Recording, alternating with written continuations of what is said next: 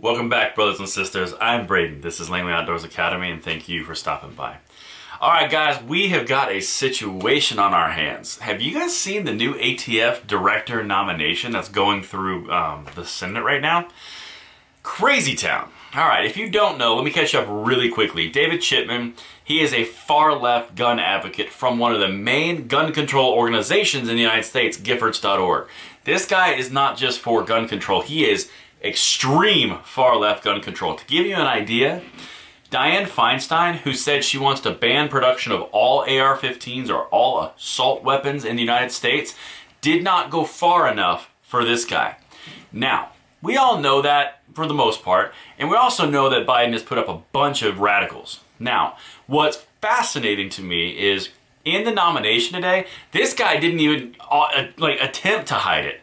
He comes straight out and says some of the craziest anti-gun, gun control things I've heard a public official, especially in a nomination position, ever. This guy is crazy town. I've picked out two. I've got the links in the description box below for your review, as always. But after we establish the full crazy town, then we're going to talk about what he actually needs to pass. And I'm going to be honest with you guys. My own personal expectation on this, I can't get a full read. I'll be honest. I'm giving it 50-50 if he gets placed. I honestly don't know. But we're going to talk about a lot of that in high detail in a second. But first, let's just get the crazy town established. Check this out. The AR-15 is one of, if not the most popular rifle in America. It's not a machine gun. It's a rifle. Your public position is that you want to ban AR-15s. Is that correct? Senator, thank you for the question, and thank you for our visit yesterday and offering me a Dr. Pepper. It made me reminisce about my time in Central Texas. But now to your question. With respect to the AR-15, I support a ban as has been presented in a Senate bill and Okay, that was Feinstein's bill. That was an assault weapons ban that Feinstein put out, which listed about 2,000 rifles that were going to be illegal, okay? Yeah, he supports it. But to Ted Cruz's credit, he goes a little further and gets this guy to say some crazy stuff. Here we go on the second clip, and this is where it gets nuts and really matters to you. This is one you need to send out to other people that you know, because this is where it affects you, and I'm going to break it down in a second. Feinstein's bill did not address those firearms that are currently in the possession of Americans.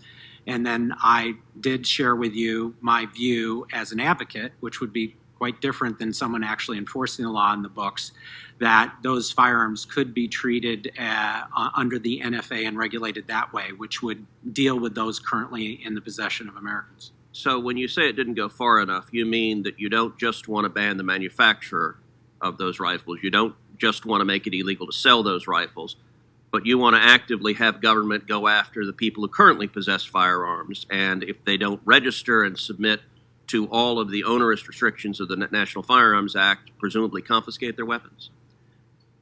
Senator, what I've said publicly is that as an advocate, I prefer a system where the AR-15 and other assault weapons are regulated under the National Firearms Act. All right.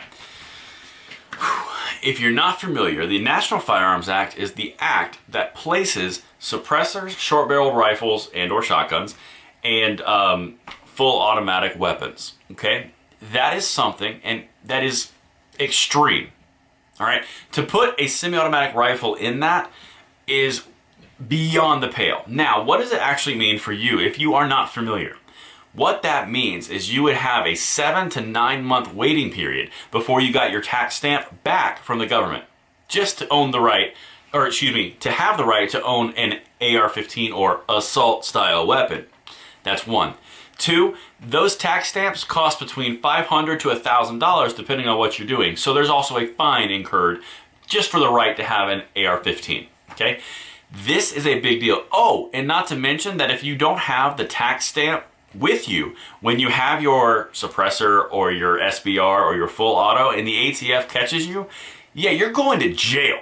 Okay, that would imagine all of those criteria on a normal AR-15. By the way, there are 20 million AR-15s in the United States based on loose estimates. This is a big deal, okay? Now, that's the crazy. I feel like we fully established the crazy. But now, let's talk about what actually has to happen in order for him to be confirmed. Because remember, this is a 50-50 split Senate. He has to get 50 votes total. Actually, excuse me, 51 votes total if you include the vice president, who will be the tiebreaker. So, he's shooting for a 50-50 split. What that means is he has to get every single Democratic senator without fail, and he has to pick off, well, if he gets every single Democratic senator, Kamala Harris breaks the tie. She's 51. It's 51-49. He's confirmed.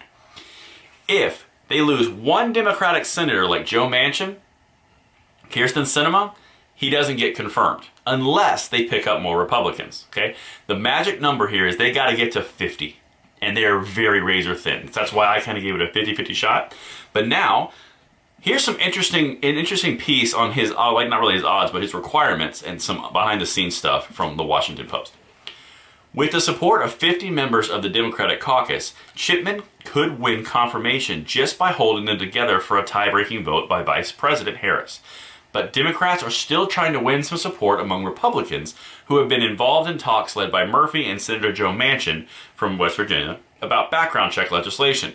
Among the Republican senators involved in those talks, Patrick Toomey from Pennsylvania and Susan Collins from Maine. Okay, here's my gut read, and this is why I think it's 50-50. Why would they be in talks with Republicans if they had it on lock with the Democratic vote? I don't think they have it with the Democratic vote. I think you're going to have trouble with two senators, Kyrsten Sinema and Manchin from West Virginia. Those are both gun-loving states. I think you might have trouble with those. Now, if you look at the math and they say, well, we might lose Sinema, we might lose Manchin on this, so we got to pick off some Republicans. They're not going to get Pat Toomey, at least in my opinion. I'm not a fortune teller. I don't think they're going to get Pat Toomey. So they got to focus on someone like Susan Collins, who is a renowned rhino and goes with the wind. Now, this is what she said, and this is where it kind of gets weird for me. Check out this. On Tuesday, Collins noted that her state's most prominent gun rights organization has asked her to oppose Chipman's confirmation, okay, just like everyone has. This is the part where it gets a little wishy-washy for me. So I need to take a hard look at him. Why? You shouldn't even have to look at him. That's pretty simple. He just told you under oath what he's going to do, or what he wants to do. Adding that she has grown tired of the endless line of acting ATF directors who do not at all respond to Senate oversight the same way. So I guess the idea there is, well, maybe if I have a permanent director in place, he'll actually respond to the Senate. No, this guy is a hard left activist, okay? It's crazy town. Now, I'm still putting it at 50-50. You can't hold me to it, like don't hold me to it, like I'm not a fortune teller. I think they're going to have problems securing Toomey. I think they're going to have problems with Manchin from West Virginia and Sinema from Arizona. Susan Collins, if she does not flip, they don't get him. At least in my opinion. I can't say with real insane certainty that that's not going to happen. But I'm going to stay on this. I'm going to bring you more information as it comes forward for me. I'm trying to keep this up as fast as I can. But let me know what you guys think in the comments field below. Until tomorrow, I'm Braden. See you later.